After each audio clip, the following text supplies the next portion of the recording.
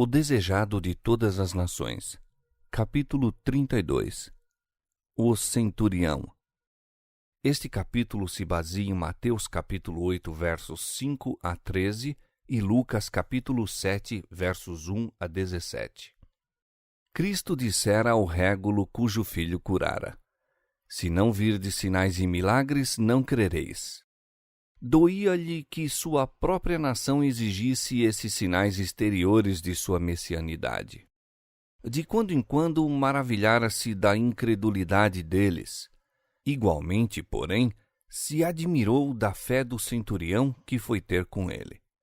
O centurião não pôs em dúvida o poder do Salvador, nem sequer pediu que fosse em pessoa realizar o milagre. Dize somente uma palavra, disse ele, e o meu criado sarará. O servo do centurião fora acometido de paralisia e estava às portas da morte. Entre os romanos, os servos eram escravos, comprados e vendidos nas praças, maltratados e vítimas de crueldades. Mas o centurião era ternamente afeiçoado a seu servo e com ardor desejava seu restabelecimento. Acreditava que Jesus o podia curar. Nunca vira o Salvador, mas as notícias que lhe chegaram aos ouvidos lhe inspiraram fé. Não obstante o formalismo dos judeus, esse romano estava convencido de que a religião deles era superior à sua. Já rompera as barreiras de preconceitos e ódios nacionais que separavam os conquistadores do povo conquistado. Manifestara respeito pelo serviço divino e bondade para com os judeus como seus adoradores. Nos ensinos de Cristo, segundo lhe haviam sido comunicados, encontrara aquilo que satisfazia as necessidades da alma. Tudo quanto havia de espiritual dentro deles correspondera às palavras do Salvador. Sentira-se, porém, indigno de chegar à presença de Jesus e apelara para os anciãos dos judeus a fim de fazerem o pedido quanto à cura do servo.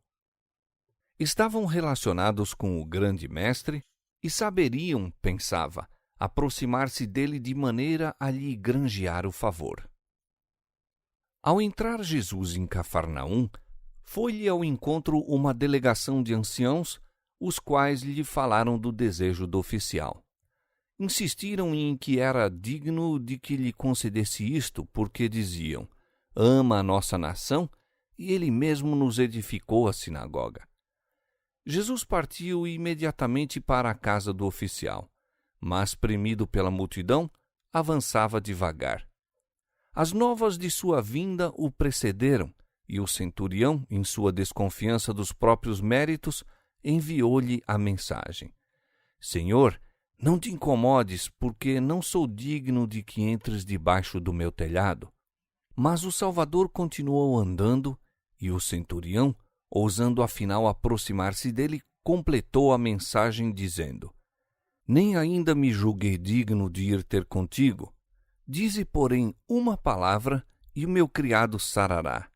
Porque eu também sou homem sujeito à autoridade, e tenho soldados sob o meu poder, e digo a este: vai, e ele vai, e a outro: vem, e ele vem. E ao meu servo, faz isto, e ele o faz.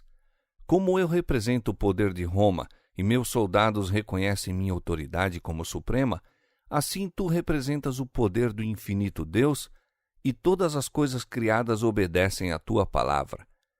Podes ordenar a doença que saia, e ela te obedecerá.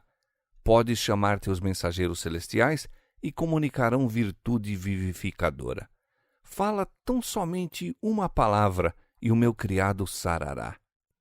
E, ouvindo isto, Jesus maravilhou-se dele e, voltando-se, disse à multidão que o seguia: Digo-vos que nem ainda em Israel tenho achado tanta fé.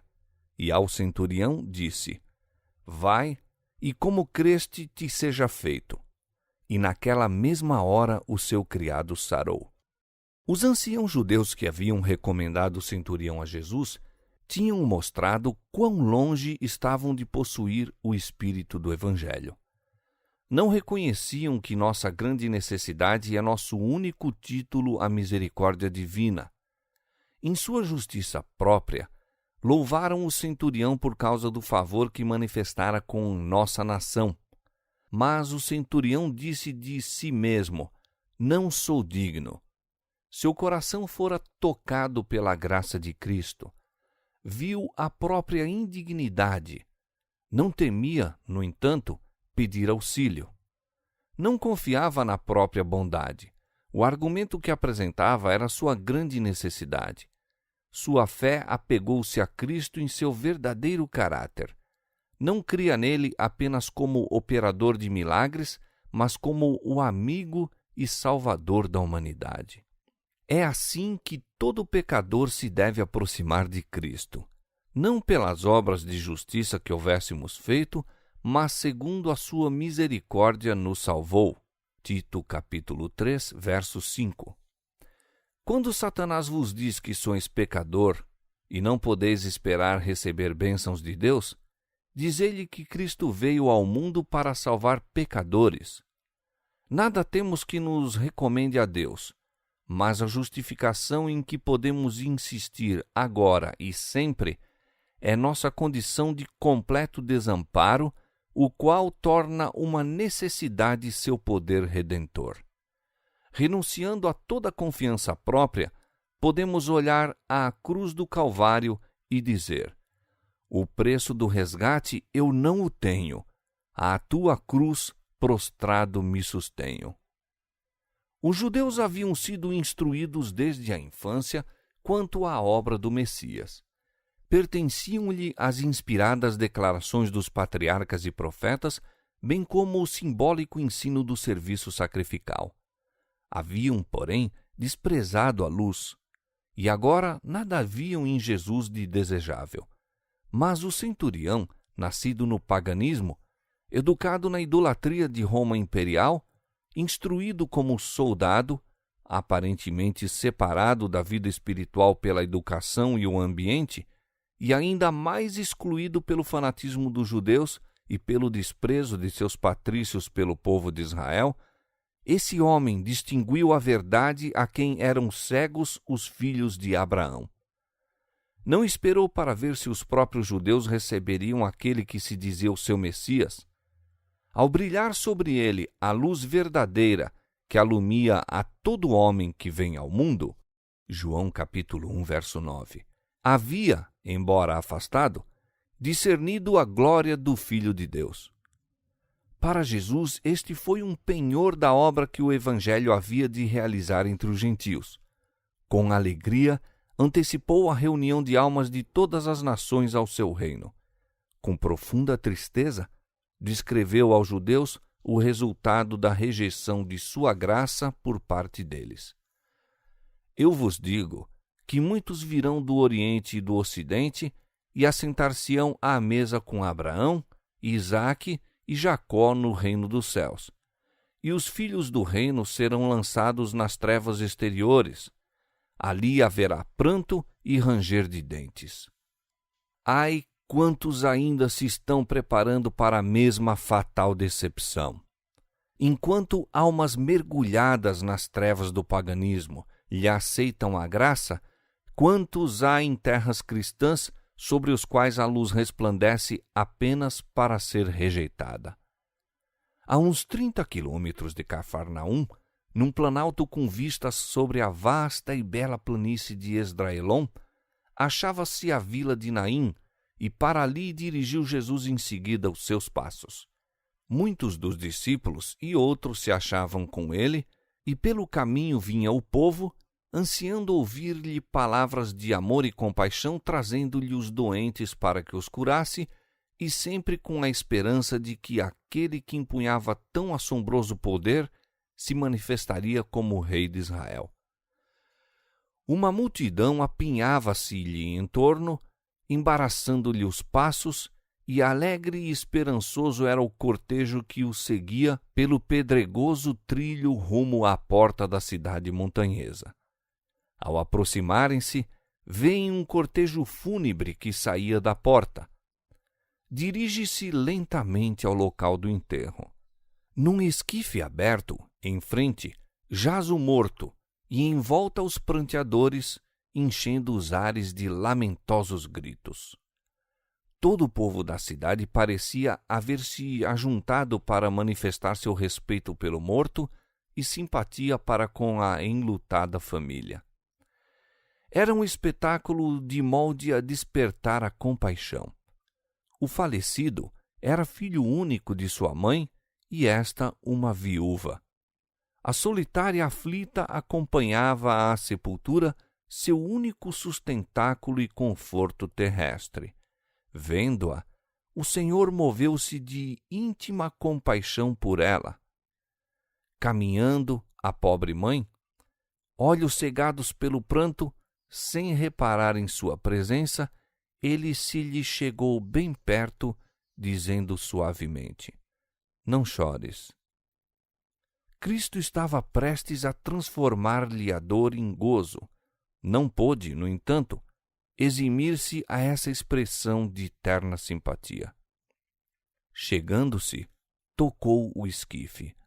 Nem mesmo o contato com um morto lhe podia transmitir qualquer contaminação. Os condutores detiveram-se.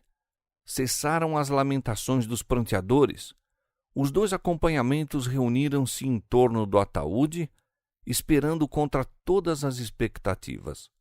Ali estava alguém que banira a enfermidade e vencera demônios. Estaria também a morte sujeita a seu poder? Em voz clara, cheia de autoridade, são proferidas as palavras: "Mancebo, a ti te digo, levanta-te." Aquela voz penetra nos ouvidos do morto. O jovem abre os olhos. Jesus o toma pela mão e o ergue. Seu olhar pousa naquela que lhe chorava ao lado, e mãe e filho unem-se num longo, estreito, jubiloso abraço. A multidão, silenciosa, contempla a cena como fascinada, e de todos se apoderou o temor. Mudos e reverentes permaneceram por algum tempo como em presença do próprio Deus. Depois glorificavam a Deus, dizendo: "Um grande profeta se levantou entre nós e Deus visitou o seu povo." A procissão fúnebre volveu a Naim como um cortejo triunfal, e correu dele esta fama por toda a Judéia e por toda a terra circunvizinha. Aquele que se achava ao lado da desolada mãe à porta de Naim vela ao pé de todo enlutado à beira de um esquife. É tocado de simpatia por nossa dor. Seu coração, que amava e se compadecia, é de imutável ternura. Sua palavra, que chamava os mortos à vida, não é de maneira nenhuma hoje menos eficaz do que ao dirigir-se ao mancebo de Naim. Diz ele: "É-me dado todo o poder no céu e na terra." Mateus 28:18.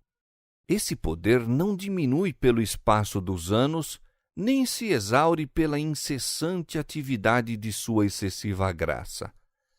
A todos quantos creem, continua a ser um Salvador vivo. Jesus transformou a dor da mãe em alegria quando lhe devolveu o filho. Todavia, o mancebo foi simplesmente chamado a esta vida para lhe suportar as penas, as labutas e perigos, tendo de passar novamente pelo poder da morte. O pesar pelos mortos, porém, ele conforta com a mensagem de infinita esperança: "Eu sou o que vivo e fui morto, mas eis aqui estou vivo para todo sempre, e tenho as chaves da morte e do inferno." Visto como os filhos participam da carne e do sangue, também ele participou das mesmas coisas, para que pela morte aniquilasse o que tinha o império da morte, isto é, o diabo, e livrasse todos os que, com medo da morte, estavam por toda a vida sujeitos à servidão. Apocalipse 1:18 e Hebreus capítulo 2, versos 14 e 15. Satanás não pode reter os mortos em seu poder quando o Filho de Deus ordena que vivam. Não pode manter em morte espiritual uma alma que com fé recebe a poderosa palavra de Cristo. Deus está dizendo a todos quantos se acham mortos em pecado: desperta, tu que dormes, e levanta-te dentre os mortos. Efésios 5,14. Essa palavra é vida eterna. Como a palavra de Deus, que ordenou ao primeiro homem viver, dá-nos ainda a vida. Como a de Cristo, mancebo, a ti te digo, levanta-te, deu vida ao jovem de Naim, assim essa frase, levanta-te dentre os mortos, é vida para a alma que a recebe. Deus nos tirou das potestades das trevas e nos transportou para o reino do Filho do seu amor. Colossenses 1:13. Tudo nos é oferecido em sua palavra.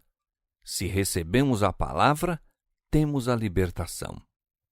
E se o Espírito daquele que dos mortos ressuscitou a Jesus habita em vós, aquele que dos mortos ressuscitou a Cristo também vivificará os vossos corpos mortais pelo seu Espírito que em vós habita.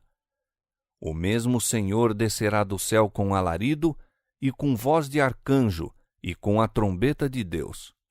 E os que morreram em Cristo ressuscitarão primeiro.